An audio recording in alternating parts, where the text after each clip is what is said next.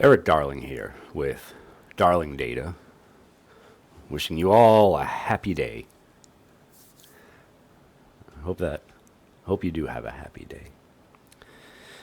In today's video, we are going to talk about the annoyances that things like ISNULL and COALESCE can cause in your SQL Server queries. Now, the big thing that I see, or the thing that I hear the most often when I ask people why they have something like ISNULL or COALESCE in a query to replace null values with some magic value, some canary value, is that developers think that because null comparisons often cause errors and other issues in, I'm going to say, real programming languages. They do not in SQL. SQL is special.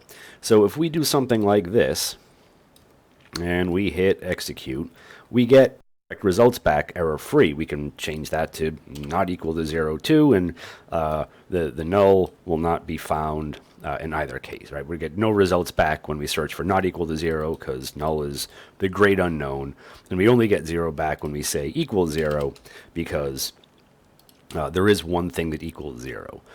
So most of the time, you really just don't need to replace nulls. We're going to cover a time when you might want to count null as a true value at the end of the video, so don't worry there.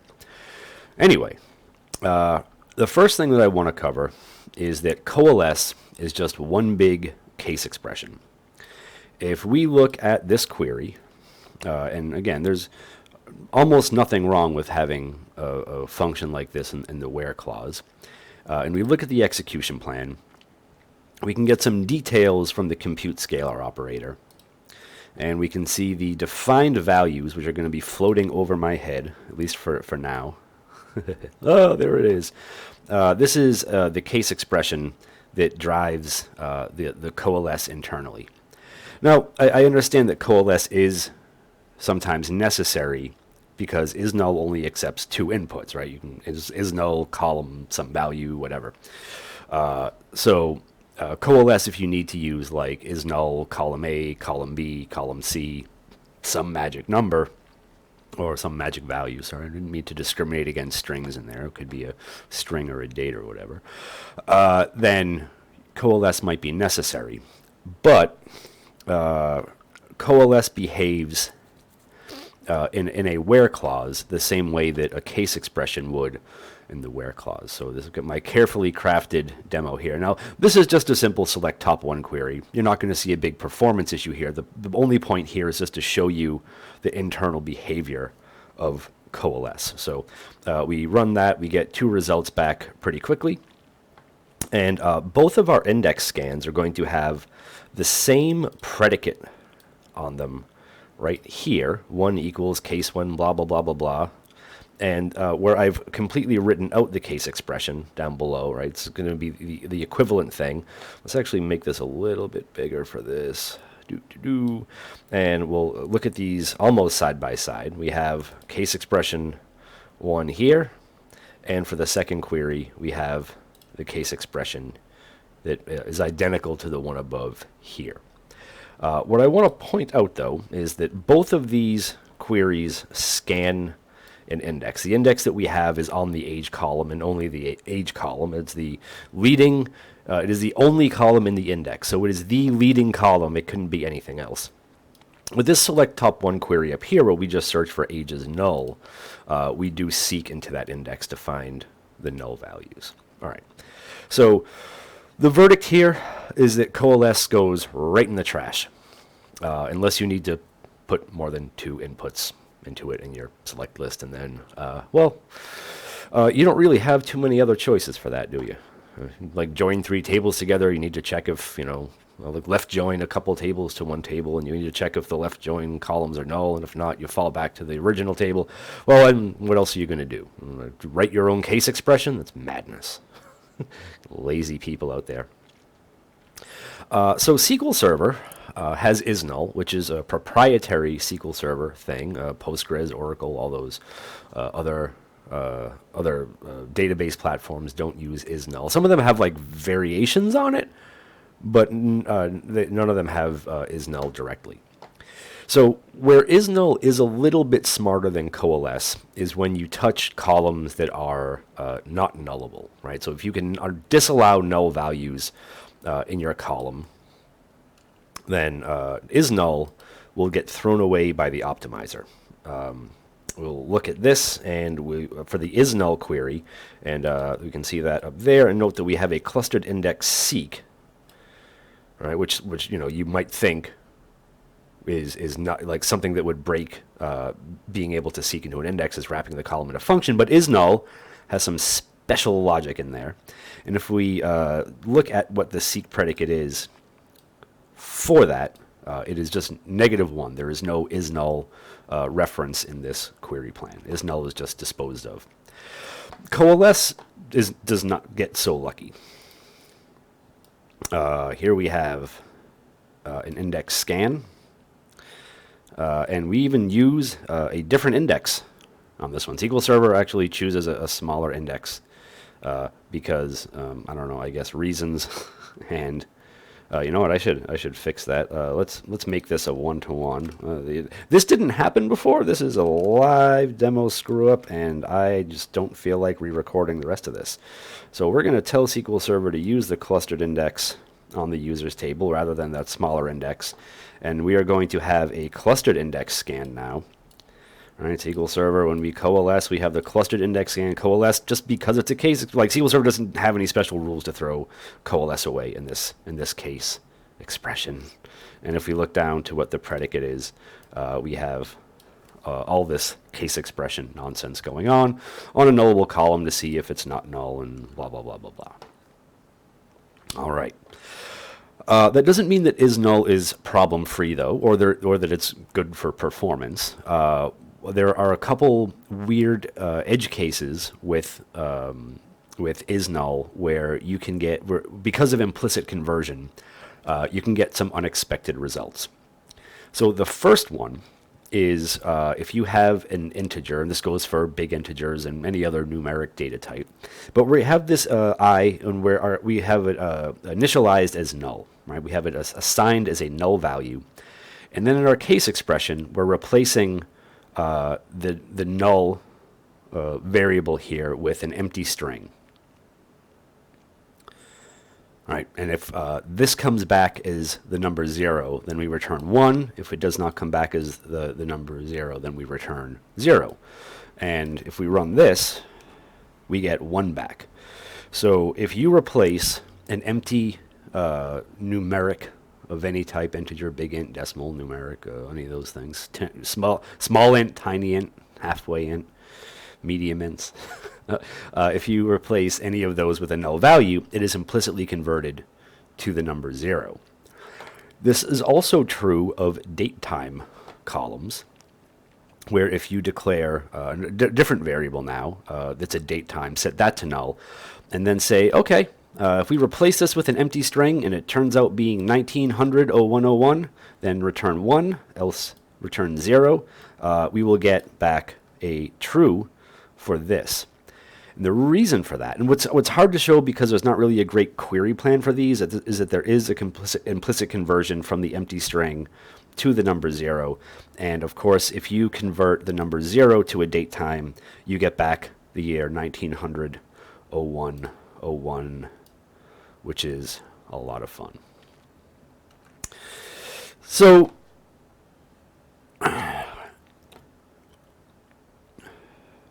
if we run these two queries, actually I should change that. That's copy and paste error there. Be good, perf. Good perf.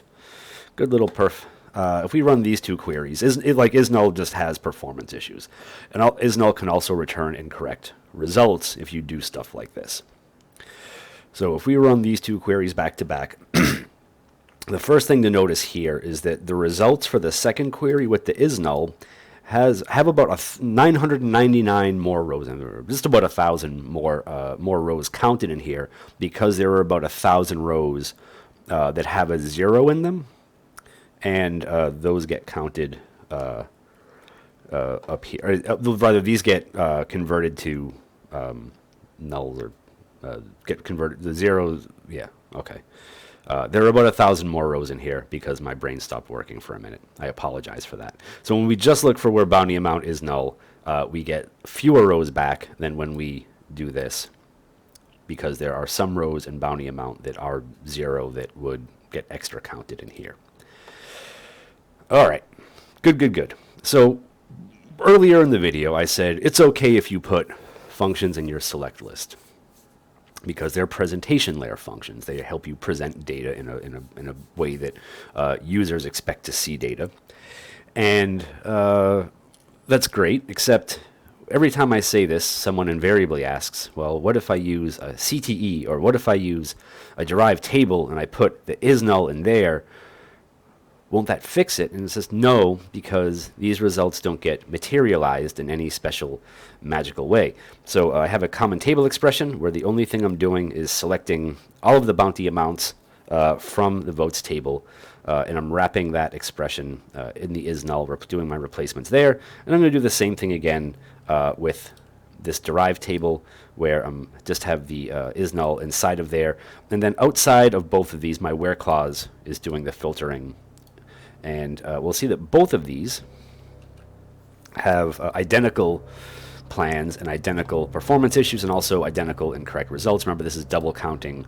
Well, this is including extra columns that are already 0. And if we look at these, performance is not so hot.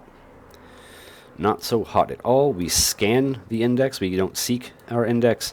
And, of course, takes a little while to do that. Not too bad, because I have a great computer, I have a great laptop.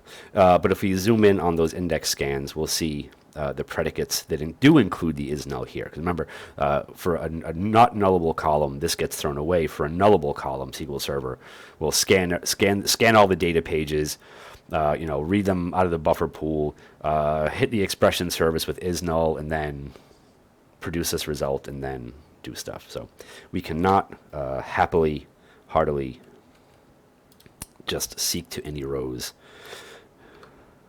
in there. All right, good stuff. We are free to carry on.